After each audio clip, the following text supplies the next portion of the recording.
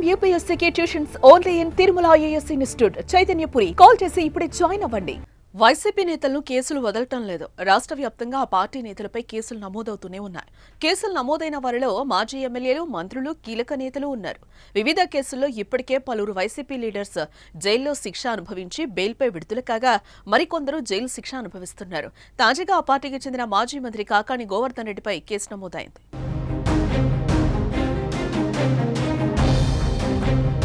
నెల్లూరు జిల్లాలోని పొదలకూరు మండలం తాటిపర్తి గ్రామ సమీపంలో రుస్తుం మైన్స్లో గత వైసీపీ ప్రభుత్వ హయాంలో క్వాడ్ అక్రమ రవాణా జరిగిందని గత కొంతకాలంగా వస్తున్న ఆరోపణ. రుస్తుం మైన్స్ ను గతంలో ఒకరికి లీజుకి ఇవ్వగా ఆ లీజు గడువు ముగిసిపోవడంతో సర్వేపల్లికి చెందిన వైసీపీ నాయకులు ఇక్కడ పెద్ద ఎత్తున అక్రమ మైనింగ్ చేశారనే అభియోగాలు ఉన్నాయి. ఇవన్నీ అప్పటి మంత్రి కాకాణి కనుసన్నల్లోనే జరిగాయని ఆరోపణలు వెల్లువెత్తాయి. రుస్తుం మైన్స్ నుంచి క్వాడ్స్ అక్రమ రవాణా నిబంధనలు ఉల్లంఘించి పేలుడు పదార్థాల వినియోగంపై పోలీసులు కేసు నమోదు చేసి దర్యాప్తు జరుపుతున్నారు. ఈ కేసులో ఇప్పటికే ఇద్దరిని అరెస్టు చేసి రిమాండ్కు పంపించారు.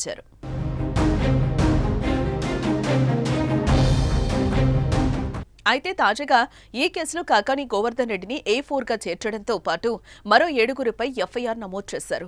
ఈ కేసులో A1గా వైసీపీ తరపున తూర్పు రాయలసీమ పట్టభద్రుల ఎమ్మెల్సీ అభ్యర్థిగా పోటీ చేసి ఓడిపోయిన పేర్నాటి శ్యాంప్రసాద్ రెడ్డిని, A2గా వైసీపీ నేత వాకాటి శివారెడ్డిని, A3గా మరో నాయకుడు వాకాటి శ్రీనివాసులు రెడ్డిని చేర్చారు.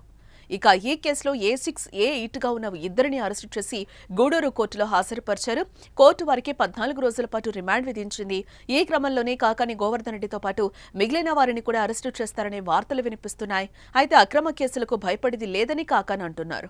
కూటమి ప్రభుత్వం ఈరోజు తీసుకుంటున్నటువంటి ప్రజా వ్యతిరేక విధానాలు, ప్రజా దోపిడీని అరికట్టడానికి మరలా వైఎస్ఆర్ కాంగ్రెస్ పార్టీ పక్షాన మీరు ఇచ్చినటువంటి కాంట్రాక్టులన్నీ అస్తవ్యస్తంగా ఉన్నాయి, రింగ్ అయ్యారు, కాంట్రాక్టుల విధానం లోపభూయిష్టంగా ఉంది.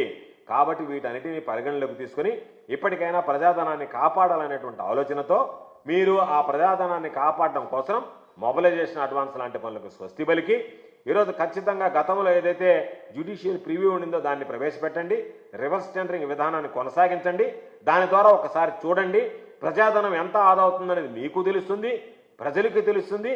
మీరు కట్టినటువంటి నిర్మాణాల వల్ల మీరు ఏ పని చేసుకున్నా ఎవరికి అభ్యంతరం లేదు. అమరావతి నిర్మాణం వల్ల అభ్యంతరం లేదు. కానీ అమరావతి నిర్మాణం పేరిట ప్రజలకు మేము అభివృద్ధి చేస్తున్నామని అభివృద్ధి ముసుగులో అవినీతి కనిపిస్తుంది. కాబట్టి ఆ అవినీతిని మీరు పారద్రోలాలి, ప్రజాధనాన్ని కాపాడాలి, ప్రజాధనం దోపిడీ కాకుండా ఉండాలి అని అంటే వైఎస్ఆర్ కాంగ్రెస్ పార్టీ పక్షాన మొబిలైజేషన్ విధానానికి స్వస్తి పలకండి.